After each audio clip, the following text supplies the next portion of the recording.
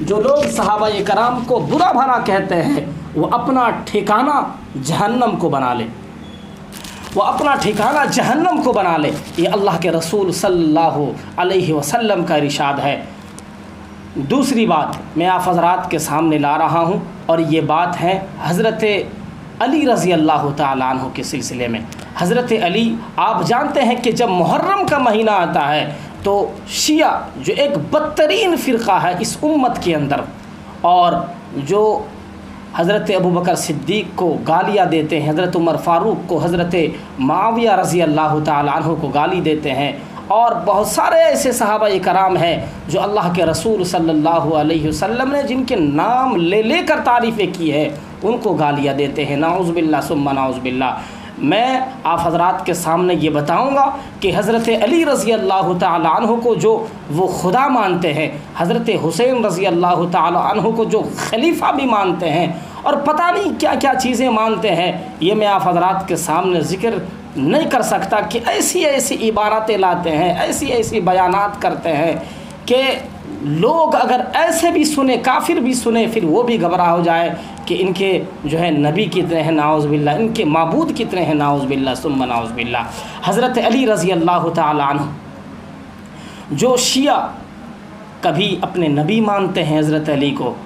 اور کبھی تو خدا بھی مانتے ہیں نعوذ باللہ ثم نعوذ باللہ۔ حضرت علی رضی اللہ تعالیٰ عنہ جو ایک صحابی رسول ہے اور چوتھے نمبر کے خلیفہ ہے، حضرت علی فرماتے ہیں، کیا فرماتے ہیں؟ آگے چلتے ہیں۔ حضرت امام احمد ابن حنبل اپنی کتاب فضائل الصحابہ کے اندر، اور فضائل الصحابہ جلد نمبر 1 صفحہ 355 کے اندر حضرت امام احمد ابن حنبل رحمہ اللہ فرماتے ہیں کہ حضرت علی رضی اللہ تعالیٰ عنہ ایک مرتبہ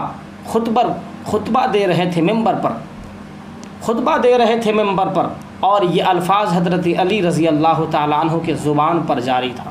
کیا تھا؟ حمد اللہ وذکرہ ما شاء اللہ ان یذکرہ فقال ان خیر الناس بعد رسول اللہ صلی اللہ علیہ وسلم۔ یہ حضرت علی رضی اللہ تعالیٰ عنہ کا خطبہ ہے، جو حضرت علی رضی اللہ تعالیٰ عنہ ممبر پر خطبہ فرما رہے تھے، اور یہ فرما رہے تھے کہ اللہ تعالیٰ کی تعریف بھی ہے، اللہ تعالیٰ کا ذکر بھی ہے، اور رسول اللہ صلی اللہ علیہ وسلم کے بعد لوگوں میں سب سے بہترین، سب سے افضل شخص حضرت ابوبکر صدیق رضی اللہ تعالیٰ عنہ۔ تو یہ جو ان کی دلیلیں ہیں کہ حضرت علی رضی اللہ تعالیٰ عنہ کو خلیفہ بننے نہیں دیا نعوذ باللہ، اور حضرت ابوبکر اور حضرت عمر پر الزام لگاتے ہیں، وہی حضرت علی رضی اللہ تعالیٰ عنہ حضرت ابوبکر صدیق رضی اللہ تعالیٰ عنہ کی تعریف کرتے ہیں، اور یہ تعریف الحمدللہ ثم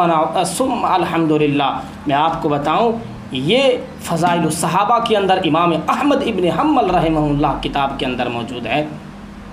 تو حضرت علی رضی اللہ تعالیٰ عنہ حضرت ابوبکر صدیق رضی اللہ تعالیٰ عنہ کی تعریف فرما رہے ہیں، اور یہ فرما رہے ہیں کہ لوگوں میں سب سے بہترین، لوگوں میں سب سے افضل، اور رسول اللہ صلی اللہ علیہ وسلم کے بعد اگر کوئی شخص ہے تو حضرت ابوبکر صدیق رضی اللہ تعالیٰ عنہ ہے۔ یہ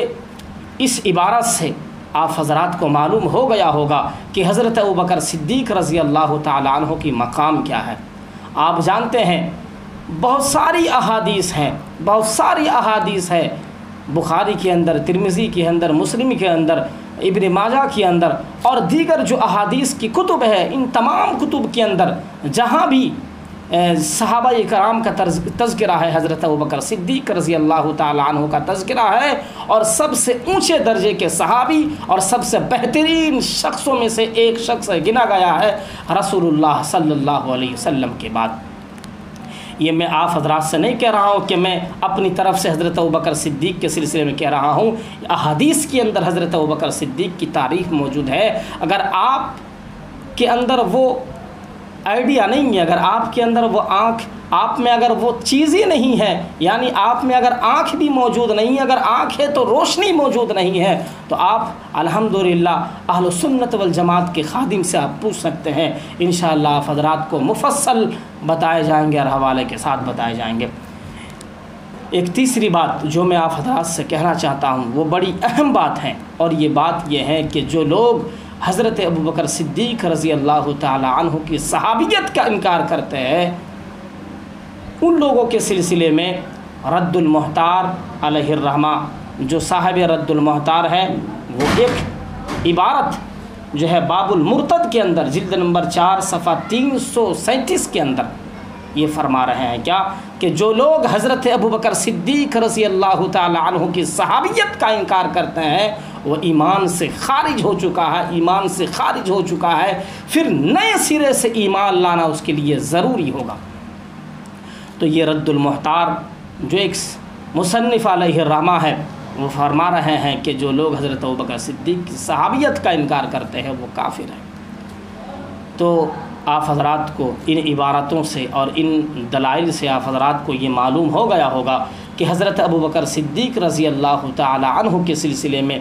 فضائل بھی موجود ہے، اور جو لوگ حضرت ابوبکر صدیق کی صحابیت کا انکار کرتے ہیں ان پر کفر کا بھی فتویٰ ہے۔ الحمدللہ میں نے آپ حضرات کے سامنے بہت ساری ایسی بات کی جو حضرت ابوبکر صدیق رضی اللہ تعالی عنہ کے فضائل کے سلسلے میں ہے، اور صحابیت کی ثبوت کے سلسلے میں ہے، اور الحمدللہ اس بات پر علماء دیوبند اہل سنت والجماعت اس بات پر متفق ہے، تمام اہل سنت والجماعت حضرت ابوبکر صدیق رضی اللہ تعالی عنہ کی فضیلت پر جو ہے متفق ہے کہ پوری امت میں رسول اللہ صلی اللہ علیہ وسلم کے بعد سب سے افضل شخص ہیں، سب سے بہترین شخص ہیں حضرت ابوبکر صدیق، اور خلیفہ ہے بغیر کسی فصل کے رسول اللہ صلی اللہ علیہ وسلم کے بعد حضرت ابوبکر صدیق کا درجہ ہے۔ اللہ کے رسول صلی اللہ علیہ وسلم کی احادیث بھی اس پر موجود ہیں۔ انشاءاللہ کبھی موقع ملے تو آپ حضرات کو دکھاؤں گا کہ رسول اللہ صلی اللہ علیہ وسلم نے حضرت ابوبکر صدیق کے سلسلے میں کن کن عبارات کو اور کن کن الفاظ کو لے کر آئے ہیں۔ اللہ تعالیٰ سے دعا کرے کہ ہم تماموں کو اس جیسے یہ جو فرقہ ہے، فرقہ شیعہ،